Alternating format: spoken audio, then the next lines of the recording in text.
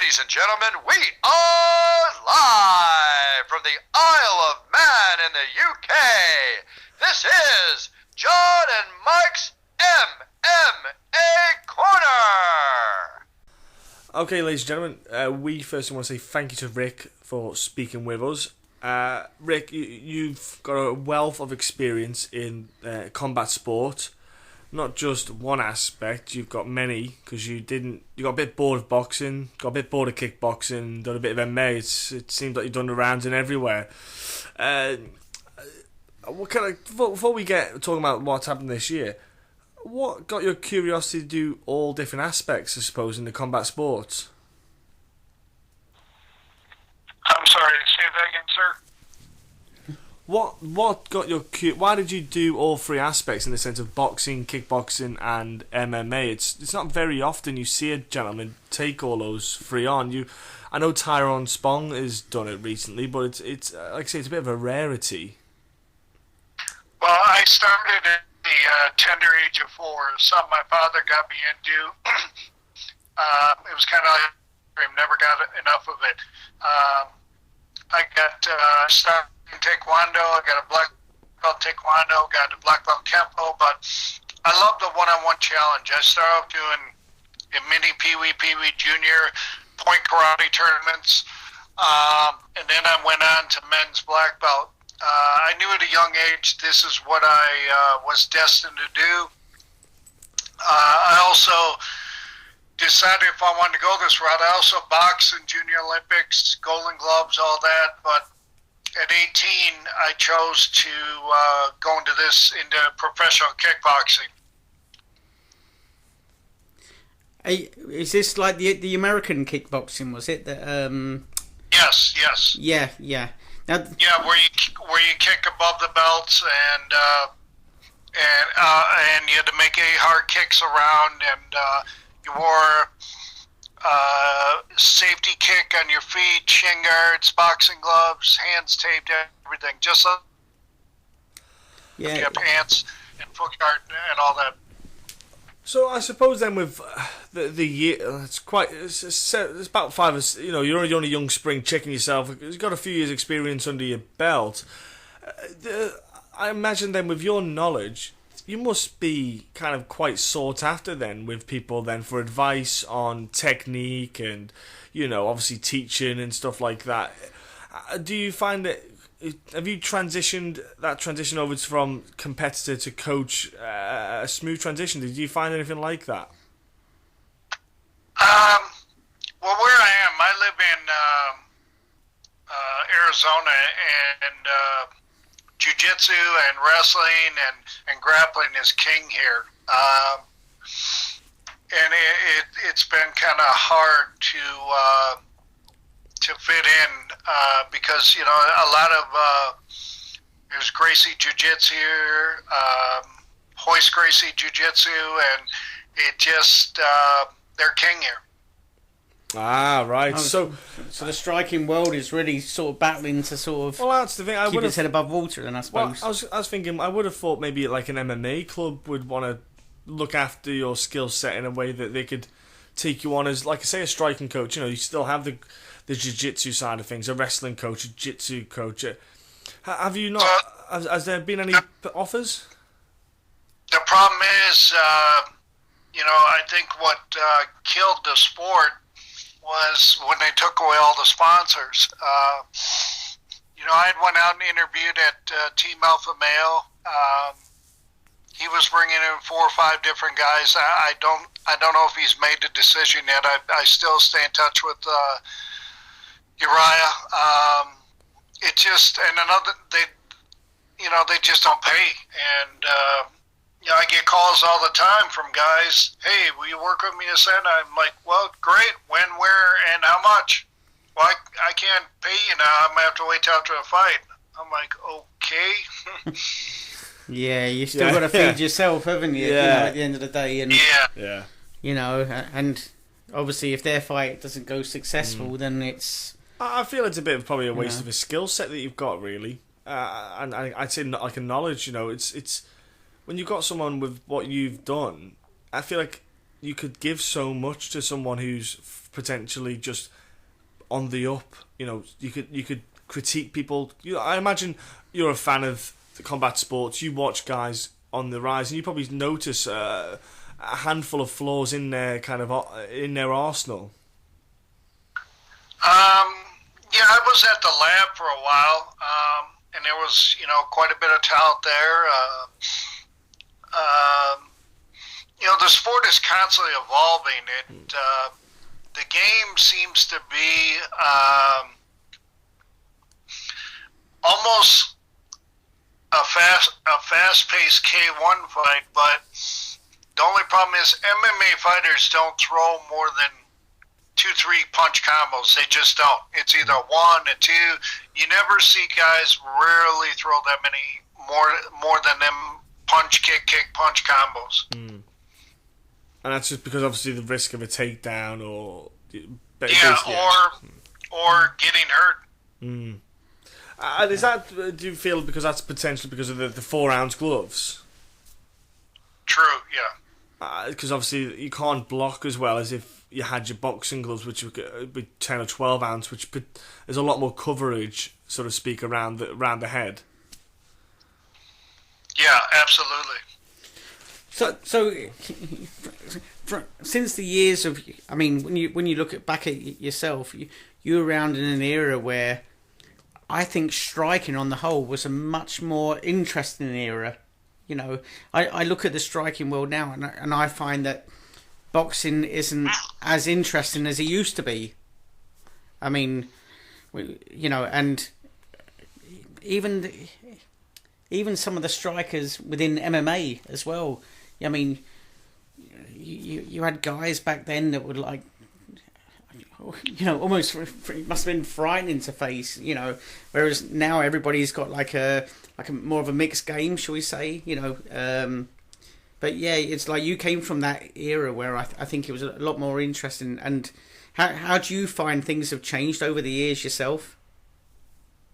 Yeah, I mean, it's totally a different style. I mean, when I fought, it was the best of the best, the creme de la creme. To this day, I'll go on record, the best fighters, bar none. And the toughest SOBs are the Dutch, without a doubt. Hoos, Kamen, Arts, Bonjowski, there's nobody that even can hold a candle and come close to any of them guys. Yeah, the Dutch style kickboxers, the guys that come out of there, even Alistair Overeem, he's... Yep, him too, yep. Like, his kicks, holy crap, that guy, like, his knees are probably some of the most devastating knees I've seen.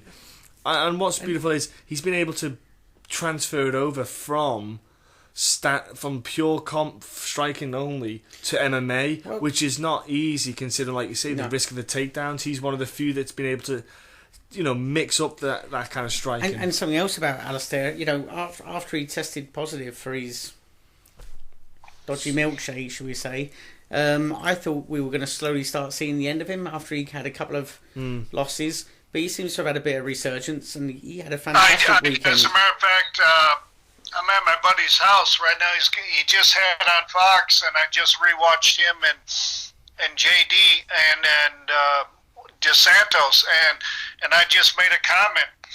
I said he has become a better technical fighter going to Winklejohn's, and he's not out there taking chances, and just he's now reading his opponents and picking them apart, and he's fighting very smart.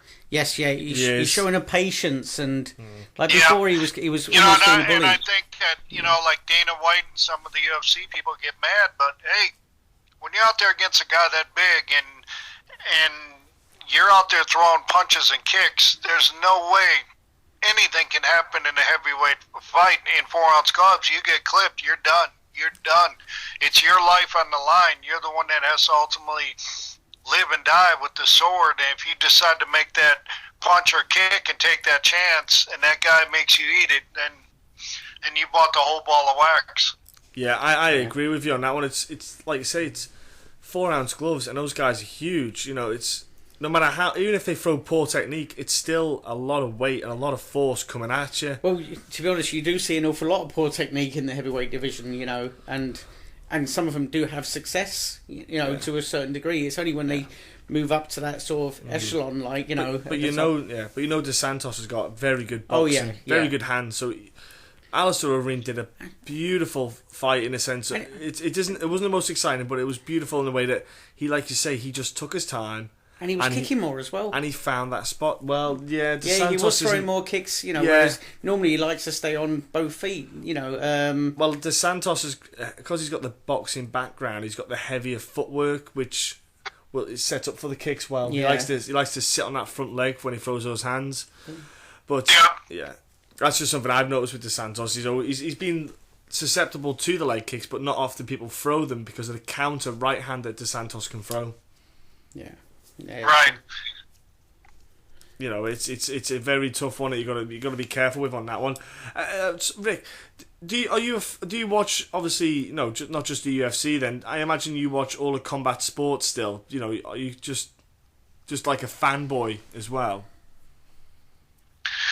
You know, I've been doing this forever, and I've watched fights since I was a little kid, and you know, all the big fights you get excited to go see and watch, like Mayweather Pacquiao was the biggest letdown.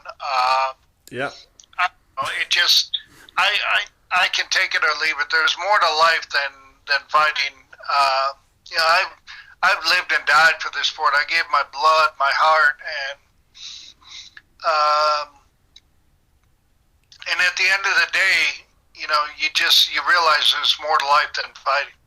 So, I mean, if a fight's on and I'm not busy, I'll watch it. And if I'm busy, you know, no biggie. So, I have to admit, I think everyone feels the same way about the Mayweather-Pacquiao. Even Mayweather and Pacquiao feel that way. Not Mayweather. even his last fight, that was terrible. I don't even think I watched that. It was just terrible. And, I don't know, boxing misses the mystique of like a Mike Tyson or a Vander Holyfield. It needs a B12 right now, because right now it's, you know, they say it's coming back, but I don't think the public relates at all with any of the fighters that are out there nowadays. They just don't. Well, I have a theory to this, and my theory is that your aggressive strikers, shall we say, or your aggressive fighters are going to a sport where they can be more aggressive, which would be mixed martial arts. So I tend to think that when they make that choice, that MMA is the way they tend to go. And I mean, obviously you'll have more of the purists that will go to boxing, but as far as your exciting, you know, I can't deny that Floyd Mayweather. I don't know if he's pound for pound the best, but he was one of the greatest fighters ever, and smart, articulate, knew how to really make someone look ugly. And the art of the game is hit and not be hit, isn't it? I mean, at the end of the day, I mean, that's why you're there. You don't want to end up in wars. I mean, you want to have all your faculties and be able to, after life, be able to share that time with your kids and be able to remember things. I mean, but then on the other side, you know, he should have fought the guys that were ranked and that were tough. I mean, to be a true champion, you have to fight the best in order to be the best and become a legend and an icon. And, you know, I always believed, I never believed in fighting ducks. I turned them down. I'm like, I ain't, nah. I always believed in come one, come all. I'll fight the best of the best. I don't care. And my record speaks for itself. I mean, I fought Ernesto twice, Cayman twice, LeBanner, who else? Musashi,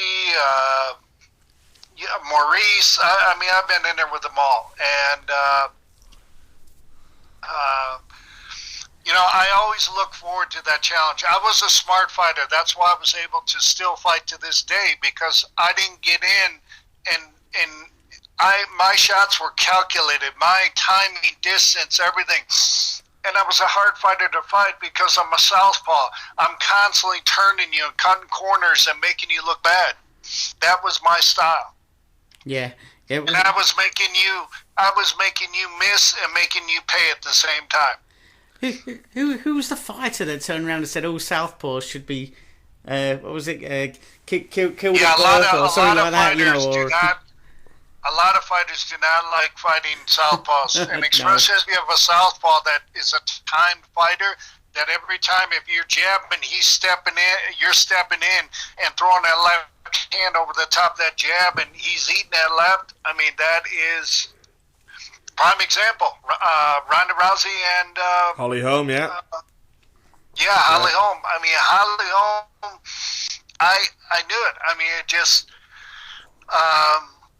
She kept her at arm distance, leg distance, and waited patiently. And I mean, and Ronda ate so many lefts coming in, and then finally the kick was there and it was over. I mean, yeah, that showed that I think she was... Ronda's footwork was not to the level it needed to be at. You could see that she kept. Well, you got I've seen on Twitter and everything, and everyone's hit me back. Are tagging me in all their things about boxing trainers wanting to go train her and asking if me. I'm like, I don't know. I think she's gonna. She already announced she's gonna stay with that guy, and if she loses, apparently it's that's she pretty much done. She is training. She is at Glendale at the moment, still training. But I've been critical in a sense of I think that the Holly fight exposed the fundamentals that Ronda actually and here's has. the thing. She's not going to go right back in the gym. She's already said she's filming 2 movies and everything. Holly is going to go back in the gym, build off of what she already did, and get better and stronger, and see how she can even beat her better next time. So, and looks if in I good was shape Ronda, all year. I would cancel my 2 movies because this is my life. This is what made me to get to the movies. The movies can hold. If you're going to go back and vindicate, you need to sleep, eat, drink, Holly Holm, get in the gym, get your footwork, your timing, your distance, and everything right, or don't go out there and get humiliated again. That's just my 2 cents. Yeah, I agree. I think I think that her attitude towards the whole fight is that she should stand up for herself and say, I don't want to fight Holly yet. I need to go and ready myself. I want to go and do X amount of months sorting stuff out. Because the problem is, like you say, she's at Winkle Johnson. They're already building up a plan to beat her next time. They're already working. And she never has like an off period. Holly Holm always looks in terrific shape. She never looks a little soft on the edges, and whereas Ronda Rousey does tend to... She's letting her weight fluctuate. I mean, don't get me wrong, she doesn't balloon, but she does... You can see that she does have like an off period, where she likes to enjoy maybe gravy on her potatoes or something, I don't know. But, it's...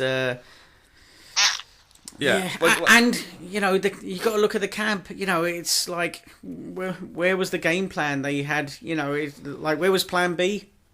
When you heard what he was saying in the corner at the end of that, first round, it didn't sound good. And I just don't think they maybe had enough quality southpaw kickboxers either for Ronda to train against, because it clearly showed. Yeah, exactly. Right. Anyway, it's it gave us a talking point and a bit of a shocker for the year. It did. And was there any? Obviously, there was that talking point, Rick. But was there any other things that stood out to you this year in that sense? Any kind of pivotal points? As far as what? In MMA, for example, any big kind of bouts that you saw that you kind of went, this guy, something to remember. Yeah, like the kind of Holly and Ronda kind of thing. Well, I think again, Conor McGregor and although that was timing, and timing is something you learn from martial arts, point karate, and everyone says that wasn't luck, that was timing. He hit him, and he got caught. I mean, and that's something that is practiced day in, day out, not just taught one day. That's something that you develop and work over time. And Conor, that was a time punch. There's actually a video doing the rounds at the moment, and it's a split screen of the Conor McGregor Aldo fight, of the finish, and Conor McGregor warming up in the backstage before that fight, and he's going through that exact sequence of footwork, slipping the shot and landing his own, and he's literally just doing that one little piece, and he's going over it, and it's so for anyone that says that wasn't, that was a fluke, no, there's no fluke in that, No, they clearly watched the footage of they knew that Aldo, when he comes with that flurry, he comes quite headstrong and loads up and commits, it was just there. So it was just research. They did the research on him. It was very clever. Yeah, and I know they're begging for another fight. I don't know. I wouldn't be surprised. They're trying to get past in New York. If you see Jon Jones and Cormier and Aldo, I'm sorry, not Aldo, Frankie and McGregor fight. See, we want Frankie Edgar, because I love how he fights, like his footwork, his combinations, the way he mixes up the grappling to the striking, everything that Frankie does is wonderful to watch. And I think Frankie Edgar is Conor McGregor's Achilles heel. I think Conor McGregor has a fantastic career as long as he doesn't face Frankie Edgar. Yeah, I think you could be right. Everyone has their kryptonite, Oh, exactly. It's like Holly Holm could be Ronda Rousey's. Well, to be fair, if Ronda Rousey never faces Holly Holm again, she might never lose again. Chad Mendes, if he had a full fight camp and didn't come in on 2 weeks short notice, you would have seen what you saw for pretty much 99% of that fight against Conor was Chad just pinning Conor down and doing what he wanted. And he'd only have had to have done it for another round or so, and he would have had the points in the bag. No, but you don't want as long as he can then go on to the end, sort of thing. Well, you don't want to be standing up trading. You just want to keep doing that for 5 rounds, and that's what he would have. That's what he would have done. I think if Chad had a full 8-week camp, he would have just grinded. Could well have done. But what I would like to see, I'd like to see Conor McGregor move up in weight and go up to the lightweights. I think he can have a bit of fun up there, and that way he avoids Frankie Edgar. Frankie Edgar could go on and win the title and reign supreme at 145. Yeah, and Conor can go for that 2-weight belt. But right. I must admit, I also like the Rory McDonald fight. What? Rory McDonald when he fought Robbie Lawler. Yeah, Robbie Lawler. Yeah, that was a moment of the year, I think. That was a hell of a fight. That fight, yeah. Yeah, not so much head movement in that one. No. That was more guts and glory. It's a different type of fight altogether. That one. But for you, Rick, when you saw Pettis fight Dos Anjos, and you saw what was after that fight? How would you have addressed Pettis's game style when he fights someone like Dos Anjos? Because it showed that there was that when that constant pressure was on Pettis, it just wasn't suiting his style. I just was watching that fight. That whole card was just on here today, and the problem with Cerrone was he was going into his power. Same thing Pettis was doing. That's how he was catching with the left hand and the left kick and the left knee. Why Cerrone was going to his right when he should have been going to his left is beyond me. And that's exactly what Anthony did too. Yeah, I think Conor... sorry, not Conor. Dos Santos he ain't no joke. I mean, he's the real deal. Yeah, Yeah. he is. Credit's got to be where credit due is. He's turned himself around since coming to the UFC. He came in at 0-2 in the UFC. He had 2 losses in a row, and then all of a sudden, over time he's just constantly, grown. I do also think that Donald Cerrone might have got a few jitters out back and brought them to the cage with him. It's okay, Mike. You keep telling yourself. You keep building yourself. No, don't get me wrong. I think that the problem was, and he already said in a article to Santos that Donald starts slow. Yes, he does. Yeah, he needs a round or two. He was going to jump on him and, go after him right away. So yeah, Eddie Alvarez did it. Eddie Alvarez did it in their fight with Donald, where in the first round, Eddie just was blitzing Donald, and then Donald got into his groove in round 2 and 3. It was right. It's happened before. Yeah, it's just if you can get that early head start, it does make a difference. You can, like Dos Anjos proved, you can catch him out. So for Pettis though, he obviously he wants to get back that 155 belt. If he has to go and fight Dos Anjos again, he's going to have, he's going to have to change things up a bit. I would have thought. He what? You'd have to change things up to get that to win against Dos Anjos, because you can't go in with obviously with the same game plan as last time. Obviously you said about his foot, he was going into the power shots and everything. Do you think he has to change the style a little bit when he comes up against someone like him? I think that he's gonna have to move to his left, away from his left side, to neutralize the power, because that guy throws a lot. He throws heavy shots, heavy punches, heavy knees, kicks. He's going to have to, I think, play cat and mouse, bait him in and out, cut the angles, and really set him up and get him thinking one thing and do something else. Do you know what?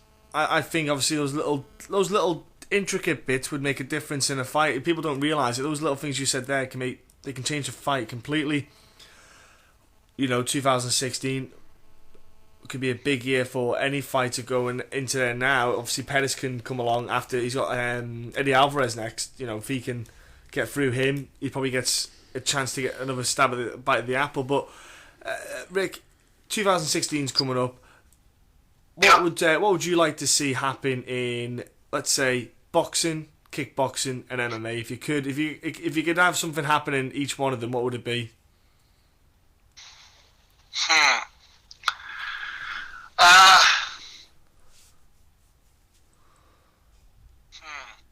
MMA. Well, I'd like to see Anthony get his title back. I think the kid is a good kid. Got a good head and his shoulders. He's young. I think he can bounce back and do real well. And hell, I'd like to even see. It would be 2 personalities. It'd be a great fight. Would be him and McGregor. But I don't know what the future holds. I'd like to see Uriah Faber fight either Cruz or Dillashaw. I think Uriah's still got enough in the tank, and I think he can still fight and win a belt. As far as boxing, I don't follow enough. I don't know the guys. I mean, I watched Klitschko and Fury, and I started watching. I couldn't even watch anymore. It was so damn boring. It was a dance fest and a hug fest. Yes, it was awful. I was just about to congratulate you if you said you watched the whole fight. I was going to say well done. Yeah. And I guess now they've mandated, Klitschko has exercised his option for the rematch. Yeah. So who knows? I mean, if Klitschko beats him, then there's a third fight. So I don't know. They can't do I guess that, Tyson said he wanted to do an MMA hybrid fight against an MMA fighter, but no jiu-jitsu, grappling, or going to the ground. So boxing match, yeah. Yeah. I think they call that boxing. No, yeah. we'll give him Bob Sapp. You can have Bob You Sapp. know, I said I'd fight Tyson in a heartbeat with kicking and punching, but you know, most MMA fighters are just real green yet at the skills. I mean, I've been doing this my whole life, and I understand punching and kicking just like Tyson understands punching. But for an MMA guy that's going in and he relies on his punching to get a guy to the ground and do his jiu-jitsu and wrestling, that's real green. That's real green, and I think that he would have a field day with a lot of those MMA fighters. Oh yeah. But at the same I time, mean, and plus those guys, a lot of them guys, you know, don't move their head. No. The guys got to reach. A lot of guys don't slip. They don't counter. They don't bob. They don't weave. You know, so it would be a tough night to watch Tyson beat the living dog out of an MMA fighter. Yeah, it's a tough job watching Tyson Fury fight anyway, to be honest with you. But yeah, do you know what? It's nice to get an idea of 2016. In kickboxing, Go on. I don't know. You know, there's a lot in the talks right now about PK coming back. I don't know.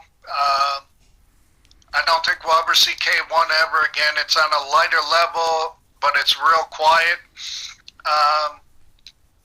I think UFC decimated all stand-up sports. It just you know, here in America, it's pretty tough to compete with UFC. It really is. And I'm going to go as far as it affected all the business aspect of martial art gyms, kickboxing, boxing gyms. I mean, there's boxing gyms that have had closed because guys have left, and now everyone wants to become a UFC fighter, and it's not that easy. I mean, you know, you see these guys on a Thursday night trying to be a fighter. Everyone wants to be a fighter, especially here.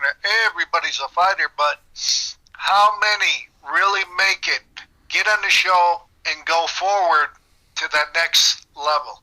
I mean, very few. Yeah. Tiny. It's a small percentage of the numbers, yeah. It's crazy. I must say, and, you know, I mean, and in the beginning, you're robbing Peter, pay Paul, you're starving. Now the sponsors are gone. You're not getting help. I mean, you're chasing a dream that, hoping to get to the dream, and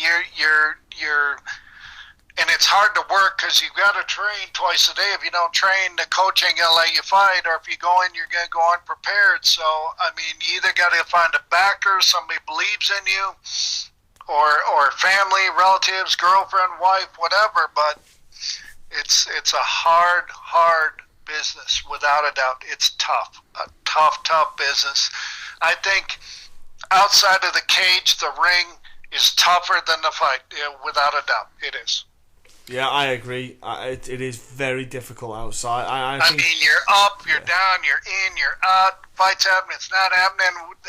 Be ready. It's just you feel like a pogo stick. You're going up and down all over. It's tough. It's a tough business. Yeah, I think. I was going to say, and even if you do make it to some of the promotions, there's still not a lot of pay around. You know, it's like, you know, those days are gone. I think, and there's only probably a handful making money in the UFC too. Yeah. People see only the bright lights. I think out by you guys, another thing that's starting to get big, and my friend Bobby Gunn is trying to come out to bare knuckle boxing, isn't he? I've heard about this somewhere. I saw this on Twitter floating about. I have seen this. Yeah, I've seen this float around on Twitter a few times. I don't know. You know, God bless him. I don't know how he would ever get that sanctioned in the U.S. because I don't think any boxing commission's going to take a that's the thing. I tell you what, a stab at that. But you know, if he does, hey, God bless him. I know he's pushing for it, but you know, bare knuckle boxing.